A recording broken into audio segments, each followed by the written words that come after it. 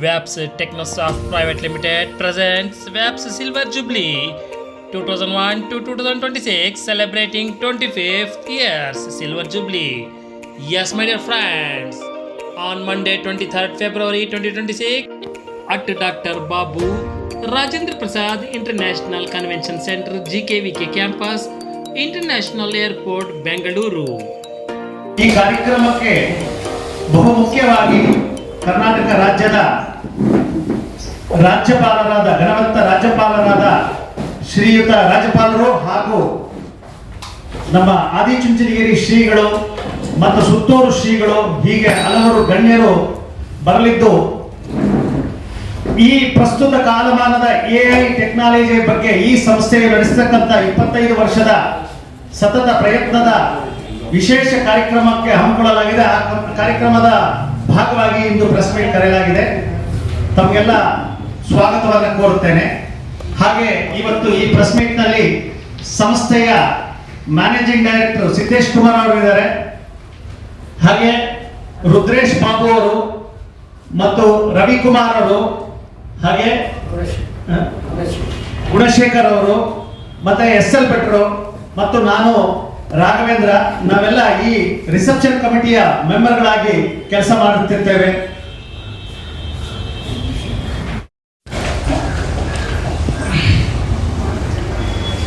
ಎಲ್ಲ ಪತ್ರಿಕಾ ಮಾಧ್ಯಮದ ಮಿತ್ರರೇ, ಈ ಬೆಳ್ಳಿ ಹಬ್ಬದ ಮಹೋತ್ಸವ ನಮಗೆ ಒಂದು ಹೊಸ ಹೆಜ್ಜೆಯನ್ನು, ಹೊಸ ದೃಷ್ಟಿಯನ್ನು ಕೊಡ್ತಾ ಇದೆ.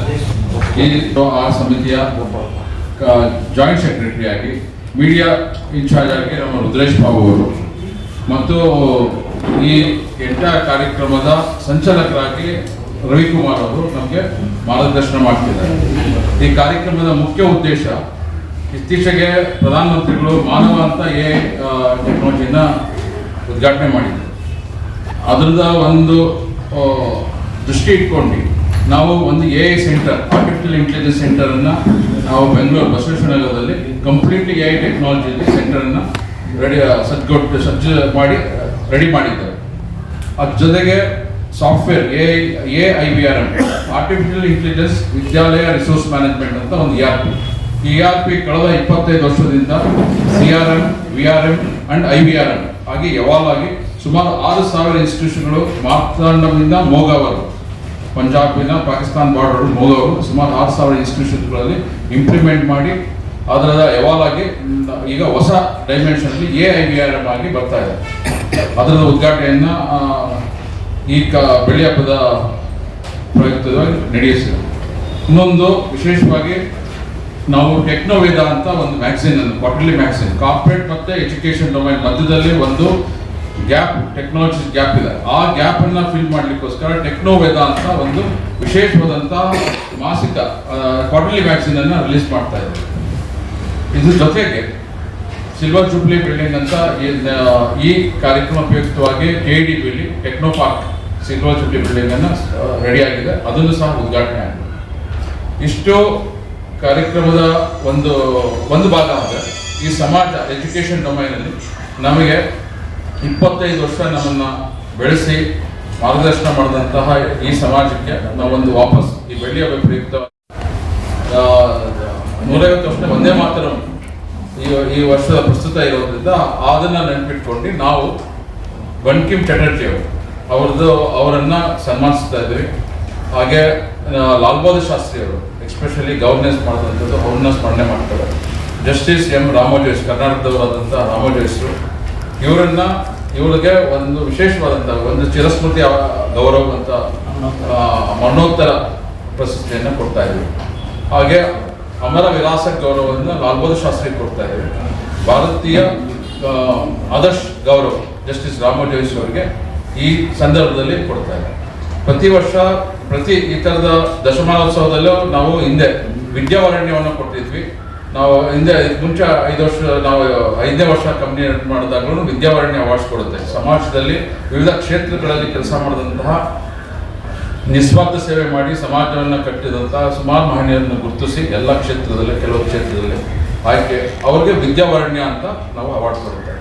ಅದೇ ಥರ ಈ ವರ್ಷ ನಾವು 5 ಜನರನ್ನ ಆಯ್ಕೆ ಮಾಡ್ಕೊಂಡು ಶಿಕ್ಷಣ ಕ್ಷೇತ್ರ, ಸಾಮಾಜಿಕ ಕ್ಷೇತ್ರ ಮತ್ತು ಡಿಫೆನ್ಸ್ ಈ ಕ್ಷೇತ್ರದಲ್ಲಿ ಕ್ರೀಡೆ ಮತ್ತು ಸಾಹಿತ್ಯ, ಕಲ್ಚರ್ ಆ್ಯಂಡ್ ಸ್ಪೋರ್ಟ್ಸ್ ಸಾಹಿತ್ಯದಲ್ಲಿ ಆಯ್ಕೆ ಮಾಡಿ 5 ಜನ ವ್ಯಕ್ತಿಗಳನ್ನು ಗುರುತಿಸಿ ನಮ್ಮ ಕಮಿಟಿ ನಿಶ್ಚಯ ಮಾಡಿ ವಿದ್ಯಾವರಣೆಯನ್ನು ಕೊಡ್ತದೆ. ಡಾಕ್ಟರ್ ಪ್ರಭಾಕರ್ ಕೋರೆ ಅವರಿಗೆ ಸಂಸ್ಥೆಗೆ ನಾವು ಕೊಡ್ತಾ ಇದ್ದೇವೆ.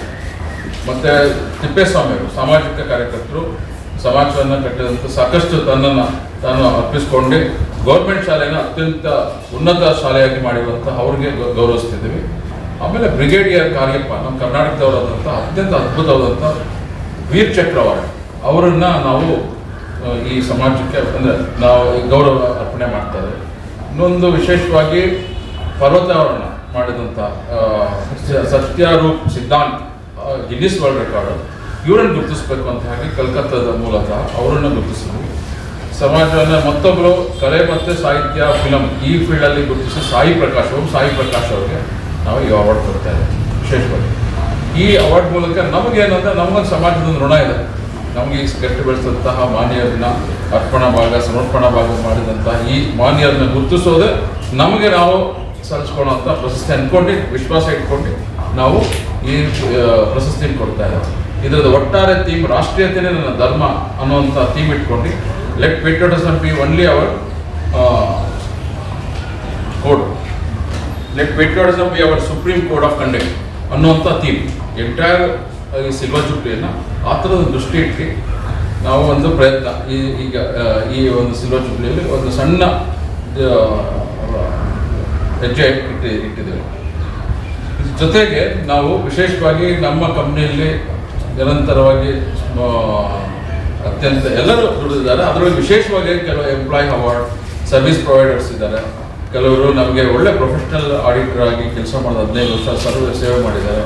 ಇದೆಲ್ಲ ನಮ್ಮ ಕರ್ತವ್ಯ. ಇವ್ರನ್ನೆಲ್ಲ ಗುರುತಿಸೋ ಅನ್ನೋದು ನಮ್ಮೊಂದು ಕರ್ತವ್ಯ ಅಂದ್ಕೊಂಡಿದ್ದೆ. ವಿಶೇಷವಾಗಿ ಯುನಿಕ್ ಆಗಿ ಬೇರೆ ಕಂಪ್ನಿ ಮಾಡೋಂಥ ಒಂದು ವಿಶೇಷ ಅವಾರ್ಡ್ ಕೊಡ್ತಿದ್ವಿ ಈ ಸಲ ಅಲ್ಯೂಮಿನಿ ಅವಾರ್ಡ್. ನಮ್ಮ ಕಂಪ್ನಿಯನ್ನು ಬಿಟ್ಟು ಇನ್ನೊಂದು ಕಂಪ್ನಿಯನ್ನು ಸೃಷ್ಟಿ ಮಾಡಿ ಸಮಾಜಕ್ಕೆ ಮತ್ತೊಂದು ಆದರ್ಶವಾಗಿ ನಾವು ಮಾಡಿದಂಥವ್ರನ್ನ ಗುರುತಿಸಿದ್ವಿ. ಅವ್ರನ್ನ ವ್ಯಾಪ್ಸ್ ಎಕ್ಸಲೆನ್ಸಿ ಅವಾರ್ಡ್ ಅಂತ ನಾವು ಕರೆದಿ ಕೊಡ್ತಾ ಇದ್ದೀವಿ. ಎಷ್ಟು ಅವಾರ್ಡ್ಸ್ ಅವಾರ್ಡ್ ಎಷ್ಟು ಜನರಿಗೆ ಅವಾರ್ಡ್ ಈ ಸಲ ನಮ್ಮ ಕಂಪ್ನಿಯಿಂದ 4 ಜನಕ್ಕೆ ಟೋಟಲ್ 8 ಅವಾರ್ಡ್ ಕೊಡ್ತೀವಿ. 3 ಪಾಸ್ಟಮಸ್ ಅವಾರ್ಡು ಮತ್ತು 5 ವಿದ್ಯಾವರಣೆ ಅವಾರ್ಡ್. ಆಮೇಲೆ ಇವೆಲ್ಲರ ದಿವ್ಯ ಜಯದಾಗಿ ಒಂದು ವಿಶೇಷವಾದಂಥ ಈ ವೇದಿಕೆ ಅಂದರೆ ನಮ್ಮ ನಿರ್ಮಲಾ ಸ್ವಾಮೀಜಿಯವರು, ಬಾಲಗಂಗಾಧರ ಆದಿಚುಂಚನ ಮಠಾಧೀಶರು ಮತ್ತು ಸುತ್ತೂರು ಮಠಾಧೀಶರು ಇವರ ಸಾನ್ನಿಧ್ಯ ಮತ್ತು CNI ಬಿಷಪ್ ಎಕ್ಸ್ಪೆಷಲಿ ಮಾಡರೇಟರ್ ಬರ್ತಿದ್ದಾರೆ ಚರ್ಚ್ ಆಫ್ ನಾರ್ತ್ ಇಂಡಿಯಾದಿಂದ ಪರಿತೋಷ್ ಆಂಗ್ಲಂಡಿಯನ್ನು ಸುಮಾರು ಅವರು ಮತ್ತು ಥಿಯಾಲಜಿಕಲ್ ಯೂನಿವರ್ಸಿಟಿಯ ಕುಲಪತಿ ಚಾನ್ಸಲರ್ ಇದ್ದಾರೆ Shri Anil Kumar servant, John servant ಅಂತ ಅವರು ಬಿಷಪ್. ಅವರು ಈ ಸಮಾರಂಭದ ಒಂದೇ ವೇದಿಕೆಯಲ್ಲಿ ಇದ್ದಾರೆ. ಮಾನ್ಯ ನಮ್ಮ ಲೋಕಾಯುಕ್ತರು BS ಪಾಟೀಲ್ರು ಇದನ್ನು ಮುಖ್ಯ ಅತಿಥಿಗಳಾಗಿ ಭಾಗವಹಿಸ್ತಿದ್ದಾರೆ. ವಿಶೇಷವಾಗಿ ಸಿಸ್ಟರ್ ಚೇತನ ಅಂತ ಪ್ರಾವಿಷನ್ ಸೋಫಿಯಾ ಸ್ಕೂಲ್ಸ್ ಇಡೀ ದೇಶದ ನಾರ್ತ್ಡಾಮ್ ಅಂತ 150 ಸಂಸ್ಥೆಗಳಿದೆ, ಅದರದ ಅಧ್ಯಕ್ಷರು. ಎಲ್ಲ ಒಟ್ಟು ಸಮಾಜವನ್ನು ಈ ಕಾರ್ಯಕ್ರಮವನ್ನು ಅಧ್ಯಕ್ಷತೆಯನ್ನು ಸುನೀಲ್ ಶಾಸ್ತ್ರಿ ಅವರು ವಹಿಸಿದ್ದಾರೆ. ಅವ್ರದ್ದು ಒಂದು ಸಣ್ಣ ಬುಕ್ಕು ಸುನೀಲ್ ಶಾಸ್ತ್ರಿ ಅವರೇ ಬರೆದಂಥ ಲಾಲ್ಬಾಗ್ ಶಾಸ್ತ್ರಿ ಉಪಕಥೆಗಳ ಮೂಲಕ ಬರೆದಂಥ ಬುಕ್ಕನ್ನು ಸಹ ನಾವು ಲೋಕಾರ್ಪಣೆ ಮಾಡ್ತೀವಿ, ಕನ್ನಡ ಅನುವಾದ ಮಾಡಿ ಇದೇ ಕಾರ್ಯಕ್ರಮದಲ್ಲಿ ಗವರ್ನರ್ ಕಡೆಯಿಂದ. ಸೊ ಇದು ಒಂದು ವಿಶೇಷವಾದಂಥ ಸಂಗಮ. ರಾಷ್ಟ್ರೀಯತೆ ಒಂದೇ ನಮ್ಮ ದೃಷ್ಟಿ ಇರಬೇಕು, ಸಮಾಜದಲ್ಲಿ ನಮ್ಮ ರಾಷ್ಟ್ರೀಯತೆ ಪೇಟ್ರಿಯಾಟಿಸಮೇ ನಮ್ಮ ಆದರ್ಶ ಆಗಬೇಕು ಅನ್ನುವಂಥದ್ದು ಒಂದು ಸಣ್ಣ ಪ್ರಯತ್ನ. ವ್ಯಾಪ್ಸ್ ಟೆಕ್ನೋಸಾಫ್ಟ್ ತನ್ನ 25ನೇ ವರ್ಷದ ಒಂದು ಸಿಲ್ವರ್ ಜುಬ್ಲಿಯಲ್ಲಿ ತನ್ನ ಒಂದು ಈ ಆದರ್ಶ ಇಟ್ಕೊಂಡು ಮುಂದೆ ಹೊರಟಿದೆ. ಮತ್ತು ವಿಶೇಷವಾಗಿ ನಾವು ವ್ಯಾಪ್ಸ್ ಟೆಕ್ನೋಸಾಫ್ಟ್ 25 ವರ್ಷದಲ್ಲಿ ನಮ್ಮ ಕಂಪ್ನಿಯಲ್ಲಿ ಬೆಳಗ್ಗೆ ರಾಷ್ಟ್ರೀಯಗೀತೆ ಹೇಳ್ತೀವಿ ನಾವು. ಲಾಗಿನ್ ಆಗ್ಬೇಕಾದ್ರೆ ಲಾಗೌಟ್ ಮಾಡಬೇಕಾದ್ರೆ ಒಂದೇ ಮಾತ್ರ. ಇವತ್ತು ಇದಕ್ಕೋಸ್ಕರ ಮಾಡ್ತಿದ್ದಿಲ್ಲ, ನಾವು ಪ್ರಾಕ್ಟೀಸ್ ಮಾಡಿದ್ವಿ. ಸುಮಾರು 10 ವರ್ಷದಿಂದನೂ ನಾವು ಈ ಕಾರ್ಯವನ್ನು ರಾಷ್ಟ್ರೀಯತೆ ಚಿಂತನೆಯನ್ನು ನಮ್ಮ ಎಂಪ್ಲಾಯೀಸ್ಗಳಿಗೆ ಕೊಟ್ಟಿದ್ವಿ. ಅಂದರೆ ಲಾಗಿನ್ ಆಗಬೇಕಾದ್ರೆ ನ್ಯಾಷನಲ್ ಇನ್ಕಮ್ ಆಗುತ್ತೆ, ಲಾಗೌಟ್ ಆಗಬೇಕಾದ್ರೆ ಒಂದೇ ಮಾತ್ರ ಮಾಡ್ತೀವಿ. ಈ ದೃಷ್ಟಿಯನ್ನು ನಾವೆಲ್ಲ ಒಟ್ಟಾರೆ ನಮ್ಮ ಎಂಟೈರ್ ಸಿಬ್ಬಂದಿ ವರ್ಗ ಇದನ್ನು ಮಾಡ್ತಾ ಬಂದ್ವಿ. ಸೊ ಹಾಗಾಗಿ ಇದೊಂದು ಸುದೀರ್ಘ ಸನ್ನಿವೇಶ ನಮಗೆ ಮತ್ತು ಸೌಭಾಗ್ಯನೂ ಹೌದು. ಎಷ್ಟೆಲ್ಲ ಮಹನೀಯರ ಜೊತೆ ನಮ್ಮ ಒಂದು ಈ ಯಶಸ್ಸನ್ನು ಹಂಚ್ಕೊಳೋದು ಮತ್ತು ಸಮಾಜಕ್ಕೆ ಸಮಾಜ ನಮ್ಗೆ ಎಷ್ಟು ನಮ್ಮನ್ನು ಬೆಳೆಸಿದವ್ರಿಗೆ ಸಮಾಜದ ಒಂದು ಸಣ್ಣ ಋಣ ಇದೆ. ಸಮಾಜ ಅಂದರೆ ನಮ್ಗೆ ಹೆಂಗೆ ಕಾಣುತ್ತೆ, how you quantify the society. We quantify society by the legends and the one who inspire the society, youths. ಈ ಯೂತ್ಸ್ಗೆ ನಮಗೆ ಅರ್ಪಣಾ ಭಾಗ ಕೊಟ್ಟಿರೋದು, ಸಮರ್ಪಣಾ ಭಾಗ ಕೊಟ್ಟಿರೋದು, ಒಂದು ಒಳ್ಳೆ ಶಿಕ್ಷಣವನ್ನು ಸಮಾಜದಲ್ಲಿ ಮಾರಾಲಿಟಿಯನ್ನು ಕಟ್ಟಿರೋದು. ಶಿಕ್ಷಣ ತಜ್ಞರು one who builds the morality of the society is education. ಅವರಿಗೆ ನಾವು ಗೌರವ ಸಲ್ಲಿಸುವಂಥದ್ದು. ಸುಮಾರು 2,000 ವಿದ್ಯಾಲಯಗಳು, 2,000 ವಿಶೇಷ ಶಾಲೆಗಳು ಇಡೀ ದೇಶದಾದ್ಯಂತ, ಕುಲಪತಿಗಳು, engineering college, medical college, vice chancellors, Anglo Indian schools ಎಲ್ಲರೂ ಒಟ್ಟು ಸೇರಿ ಈ ಸಮಾರಂಭದಲ್ಲಿ ಭಾಗವಹಿಸ್ತಾ ಇದ್ದಾರೆ. ಎಲ್ಲ ಪತ್ರಿಕೋದ್ಯಮ ಮಿತ್ರರಿಗೆ ನಾವು ಕೇಳಿಕೊಂಡು ಇದನ್ನೊಂದು ಒಳ್ಳೆ ಸುದ್ದಿಯಾಗಿ ಮಾಡಿ ಇವತ್ತು ಪೇಟ್ರಿಯಟಿಸಮೇ ಒಂದು ಆದರ್ಶ ಆಗ್ತದೆ. ಈಗ ನೀವು ಪೇಟ್ರಿಯಟಿಸಂ ಅಂತ ಸಾಕಷ್ಟು ಬಾರಿ ಉಲ್ಲೇಖ ಮಾಡೋದ್ರಿಂದ ಈ ಪ್ರಶ್ನೆ ಈಗ ಮೊನ್ನೆ ಹೇಳಿರೋದ್ರಿಂದ ನಾವು ನಿನ್ನೆ ಉದ್ಘಾಟನೆ ಮಾಡಿದ್ದು ಬದಲಾವಣೆ ಮಾಡ್ತೀವಿ. ಬೆಳಿಗ್ಗೆ ನ್ಯಾಷನಲ್ ಅಂತ ಹೇಳ್ತಾ ಇದ್ವಿ, ಈಗ ನೀವು ಹೇಳೋದಾಗ ಒಂದೇ ಮಾತು ಈ ಸಲಹೆ ಇದು ಪ್ರಶ್ನೆ ಅಲ್ಲ. ಎಜುಕೇಶನ್ ಅಲ್ಲಿ ನಾವು ಆಟೋಮೈಸ್ ಮಾಡಿರೋದು ನಮ್ದು ಸೀಮಿತವಾಗಿರೋದು ಎಜುಕೇಶನ್ ರಿಲೇಟೆಡ್ ಅಲ್ಲಿ ಎ ಟೆಕ್ನಾಲಜಿ ಎಷ್ಟು ಪೂರಕವಾಗುತ್ತೆ ಶಿಕ್ಷಣದಲ್ಲಿ ಮತ್ತೆ ಅವರ ಆಡಳಿತಾತ್ಮಕವಾಗಿ ಎಷ್ಟು ಪ್ರಸ್ತುತ ಅನ್ನೋದನ್ನ ಎ ಮೂಲಕ ನಾವು ಹೇಳ್ತೀವಿ. ಅದನ್ನ ಒಬ್ಬರು ಎಜುಕೇಶನಿಸ್ಟ್ ಆಗಿ ಈ ಶೈಕ್ಷಣಿಕ ರಂಗಕ್ಕೆ ಪೂರಕವಾಗುತ್ತಾ ಮಾರಕವಾಗುತ್ತಾ? ಖಂಡಿತ ಅದು ಪೂರಕ ಆಗುತ್ತೆ, ಪ್ರೊವೈಡೆಡ್ ಅವರ ಪ್ರಾಂಪ್ಟ್ ಇಂಜಿನಿಯರಿಂಗ್ ತರ ಏನಂದ್ರೆ ಆರ್ಟಿಫಿಷಿಯಲ್ ಇಂಟೆಲಿಜೆನ್ಸ್ಗೆ ಒಂದು ವಿಶೇಷವಾಗಿ ಅಂದರೆ ನಮ್ಮ ಅನುಭವ ಇರಲೇಬೇಕು ಅದನ್ನು ಪ್ರಾಂಪ್ಟ್ ಮಾಡೋಕ್ಕೆ, ಇಲ್ಲ ಅಂದರೆ ಅದು ಕೆಲಸ ಮಾಡೋದಿಲ್ಲ. ಹಾಗಾಗಿ ನಾನು ನನ್ನ ಅನುಭವ ಸಮೇತವಾಗಿ ನಾನು ಪ್ರಾಂಪ್ಟ್ ಮಾಡಿದ್ರೆ ಮಾತ್ರ ಅದು ರಿಪೋರ್ಟ್ ಕೊಡೋದು. ಅಲ್ಲಿ ಅನುಭವ ಬಂದೇ ಬರ್ತದೆ. ಈಗ ನಾನು ಎಷ್ಟು ಜನ ವೇದಿಕೆಯಲ್ಲಿರೋರ್ಗೂ ನಾನು ಕೊಟ್ಟು ಪ್ರಾಂಪ್ಟ್ ಮಾಡಿ ಒಂದೇ ಲೆಟರ್ನ ಕೊಟ್ಟರು ನನ್ನ ಅನುಭವ ಆಧಾರಿತವಾಗಿ ನಾನು ಪ್ರಾಂಪ್ಟ್ ಮಾಡಿದ್ರೆ ಮಾತ್ರ ಅದು ಡ್ರಾಫ್ಟಿಂಗ್ ಚೆನ್ನಾಗಿ ಬರುತ್ತೆ. ಅದಕ್ಕಾಗಿ ನಮಗೆ ನಮ್ಮ ಅನುಭವವನ್ನು ಯಾವತ್ತೂ ರಿಪ್ಲೇಸ್ ಮಾಡೋದಿಲ್ಲ, ನಮ್ಮ ಅನುಭವಕ್ಕೆ ಪೂರಕವಾಗಿ ಮಾಡುತ್ತೆ. ಆಕ್ಚುಲಿ ಇದು ಸಮಾಜದ ಎಫಿಷಿಯನ್ಸಿಯನ್ನ, ಇಡೀ ಒಟ್ಟು ಮಾನವನ ಎಫಿಷಿಯನ್ಸಿಯನ್ನು ಇನ್ಕ್ರೀಸ್ ಮಾಡುತ್ತೆ. ಒಂದು ಉದಾಹರಣೆ ಹೇಳ್ಬಿಟ್ಟು ಇವಾಗ ತಾವು ವಾಟ್ಸ್ಆಪ್ ಅಲ್ಲಿ ಮಾಡ್ತಿದ್ದೀವಿ, ತಮಗೆ ಉದಾಹರಣೆ ಹೇಳ್ತಾರೆ. ವಾಟ್ಸ್ಆಪ್ ಮಾಡ್ಬೇಕಾದ್ರೆ ಎಷ್ಟೋ ಸ್ಪೆಲ್ಲಿಂಗ್ ಮಿಸ್ಟೇಕ್ ಆಗುತ್ತೆ. ಅಲ್ಲಿ ಒಂದು ಮೆಟಾ ಅಂತ ಕೊಡ್ತೀವಿ. ಆ ಮೆಟಾನ ಹಾಕಿ ನೀವು ಮಾಡಿದ ತಕ್ಷಣ ನಿಮಗೆ ಸಮಯ ಉಳಿತಾಯ ಆಗುತ್ತೆ. ಇಲ್ಲಿ ಒಟ್ಟಾರೆ ಈ ಜಾಗತಿಕ ಮಟ್ಟ ಗ್ಲೋಬಲ್ ಅಲ್ಲಿ ಸಮಯವನ್ನ ಎಲ್ಲರೂ ಯಾರೇ ವ್ಯಕ್ತಿಯಿಂದ ಸಮಯವನ್ನ ಎಫಿಷಿಯನ್ಸಿಯಾಗಿ ಬಳಸಬೇಕು.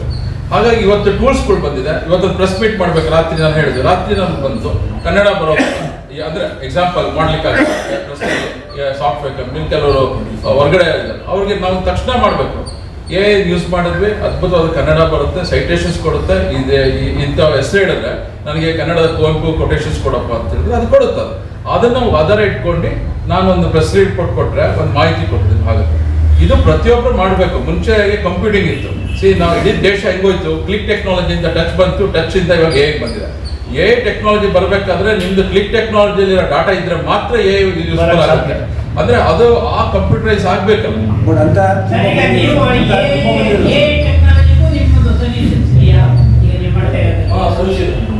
ಎದಲ್ಲಿ ನಾವು ಮಾಡ್ತಾ ಇರೋದು ಫಾರ್ ಎಕ್ಸಾಂಪಲ್ ಒಂದು ಅಡ್ಮಿಷನ್ ಫಾರ್ಮ್, ನೀವು ಒಂದು ಶಾಲೆಗೆ ಅಡ್ಮಿಷನ್ ಮಾಡ್ಬೇಕಾದ್ರೆ ಎಷ್ಟೊಂದು ಪ್ರೋಸೆಸ್ ಇದೆ. ಈಗ ಏಜೆಂಟ್ ಇದೆ, ನಿಮ್ಮ ಹತ್ರ ಇರೋ ಸ್ಕ್ಯಾನ್ ಕಾಪೀಸ್ ಎಲ್ಲ ತಗೊಳುತ್ತದು, ಅದೇ ಅಪ್ಲೈ ಮಾಡುತ್ತೆ ಅವ್ರಿಗೆ.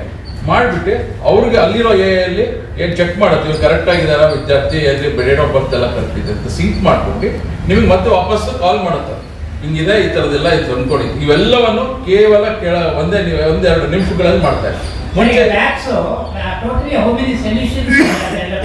7 ಟೆಕ್ನಾಲಜಿ ಕೊಡ್ತಾ ಇದೆ. ಒಂದು ಫೈಲ್ ಮ್ಯಾನೇಜ್ಮೆಂಟ್ ಸೊಲ್ಯೂಷನ್ ಅಂತ, ಸ್ಕ್ಯಾನರ್ ಅಂತ ಇದೆ, artificial intelligence scanner. For example ನಿಮ್ದೊಂದು ಬುಕ್ ಇರುತ್ತೆ, ಕನ್ನಡದಲ್ಲಿ ಇರುತ್ತೆ ಇದು ಬುಕ್ ಲೈಬ್ರರಿ. ಇದನ್ನ ನಾನು 20-30 ಪೇಜಿಂದ ಬುಕ್ಕನ್ನು ನಾನು ನಿಮಗೆ ಉದಾಹರಣೆ ಸಮೇತ ಹೇಳ್ಬಿಟ್ಟೆ. ನಾನು ಸುನೀಲ್ ಶಾಸ್ತ್ರಿ ಅವ್ರ ಮನೆಗೆ ಹೋದಾಗ ಲಾಲ್ ಬಹದ್ದೂರ್ ಶಾಸ್ತ್ರಿ ಅವ್ರದ್ದು ಬುಕ್ ಬರೆದಿದ್ರು, ನನಗೆ ಬರೆದು ಕೊಟ್ಟರು. ಇಂಗ್ಲೀಷಲ್ಲಿ ಇತ್ತು, ತುಂಬ ಚೆನ್ನಾಗಿತ್ತು ಬುಕ್ಕತ್ತೆ. ಅಲ್ಲಿಂದ ಬರಬೇಕಾದ್ರೆ ಅಲ್ಲಿಂದ ಫ್ಲೈಟ್ ಹತ್ತಿ ಬರೋಷ್ಟೊಳಗೆ ನಾನು ಅದನ್ನ ಎಂಟೈರ್ ಬುಕ್ಕನ್ನ PDF ಕನ್ನಡಕ್ಕೆ ಅನುವಾದ ಮಾಡೋಕ್ಕೆ ಕೊಟ್ಟರು. ಇಲ್ಲಿ ಬರೋಷ್ಟೊಳಗೆ ಅದಕ್ಕೆ ಎಂಟೈರ್ ಬುಕ್ ಕನ್ನಡಕ್ಕೆ ಅನುವಾದ ಆಯಿತು. ಪ್ರೂಫ್ ರೀಡಿಂಗಿಗೆ ಯಾವ ಪ್ರೊಫೆಸರ್ ಕೊಟ್ವಿ. ಇದೆಲ್ಲ ಕೇವಲ ನಾನು 36 ಗಂಟೆ 45 ಗಂಟೆಯಲ್ಲಿ ನಾವು ಹೇಳ್ತಾ ಇರೋದು. ಇವತ್ತು ಅದು ಲೋಕಾರ್ಪಣೆಗೆ ರೆಡಿ ಆಗಿದೆ. ಸಮಯ ಉಳಿತು, ಮನುಷ್ಯನ ಕೆಲಸ ಕಿತ್ಕೊಳ್ತು. ಇಲ್ಲ ಅನುವಾದ ಮಾಡಕ್ಕೆ ಸುಮಾರು ಎಷ್ಟು ಜನ ಬೇಕಾಗ್ತಾ ಇತ್ತು? ಮತ್ತೆ ಅದನ್ನ ಪ್ರೂಫ್ ರೀಡಿಂಗ್ ಮಾಡ್ಲೇಬೇಕಲ್ಲ, ಅದನ್ನ ಮನುಷ್ಯನೇ ಮಾಡ್ಬೇಕು. ಫೈನಲೈಸ್ ಅವರೇ ಮಾಡ್ಬೇಕು. ಕೆಲಸ ಕಿತ್ಕೊಂಡಿತ್ತಂತ ಖಂಡಿತ ಇಲ್ಲ. ಆದರೆ ಅವರ ಅಪ್ರೋಚಲ್ಲಿ ಏನಿದೆ ಸಮಯದಲ್ಲಿ ಚೇಂಜ್ ಬದಲಾವಣೆ ಆಗ್ತದೆ. ಅವ್ರು ಹೇಳಿದ ಫೈಲ್ ಮ್ಯಾನೇಜ್ಮೆಂಟ್ ಅಂತ ಇದೆ. ಈಗ ಎಂಟೈರ್ ಫೈಲಿನ ಈ ಬುಕ್ಕನ್ನು ನಾನು ವಿತಿನ್ 1-2 ನಿಮಿಷದಲ್ಲೇ ಸ್ಕ್ಯಾನ್ ಮಾಡಿಬಿಡುತ್ತೆ ಅದು AI ಟೆಕ್ನಾಲಜಿ. ಸ್ಕ್ಯಾನ್ ಮಾಡಿ ನಿಮ್ಗೆ ಯಾವ ಭಾಷೆಯಲ್ಲಿ ಕೇಳುತ್ತೋ ಆ ಭಾಷೆ ಕನ್ವರ್ಟ್ ಮಾಡಿಕೊಡುತ್ತೆ. ಮತ್ತು ನಿಮಗೆ ಸಮಯ ಇದ್ದರೆ ಅದನ್ನ ಎಂಟೈರ್ ತಿಂಗಳಿಂದ ನೀವು ವಾಯ್ಸ್ ಪ್ರಾಂಪ್ಟಲ್ಲಿ ಕನ್ವರ್ಟ್ ಮಾಡ್ತೀವಿ ಬುಕ್ಕನ್ನು. ನೀವು ಕಾರಲ್ಲಿ ಹಾಕೊಂಡು ಹೋಗ್ಬೋದು. ಇಷ್ಟನ್ನು ಕೇವಲ 10-15 ನಿಮಿಷದಲ್ಲಿ ಮುಗಿಸ್ತೀವಿ. ಅದು ಇದರಿಂದ ನಮಗೆ ಇವಾಗ ಇಡೀ ಬುಕ್ ಓದಬೇಕು ಅನ್ನೋದಕ್ಕಿಂತ ನಮ್ಮ ಸಮಯ ಎಲ್ಲ ಕಾರಲ್ಲಿ ಹೋಗ್ತಿದ್ವಿ, ಆ ಬುಕ್ಕನ್ನು ಎಂಟೈರ್ ಓದೋದನ್ನು ಅದೇ ವಾಯ್ಸ್ ಪ್ರಾಂಪ್ಟಲ್ಲಿ ಕೊಡ್ತೀವಿ. ಈ ಥರದ ಮಲ್ಟಿಪಲ್ ಲ್ಯಾಂಗ್ವೇಜಸ್ಸಲ್ಲಿ ನಮ್ಗೆ ರೀಚ್ ಆಗೋಕ್ಕೆ ಅವಕಾಶ ಇದೆ. ಮತ್ತು ವಿಶೇಷವಾಗಿ ನಮಗೆ ಸಮಯದ ಉಳಿತಾಯ ಮತ್ತು ನೆಕ್ಸ್ಟ್ ಜನರೇಷನ್ ಇದು next processing and AI we have used it. For example, everyone is having a CCTV. For example, this hall is having CCTV and we don't want to replace the CCTV with the AI. We have brought in a Russian analytical technology. Same AI IP cameras are converted to AI cameras with identity systems, face recognition systems are replaced, biometrics are replaced with this technology. So in context of this AI, we are also having an AI learning system. For example, the teacher is giving a content in AI and he is teaching the content of the certain chapter. The moment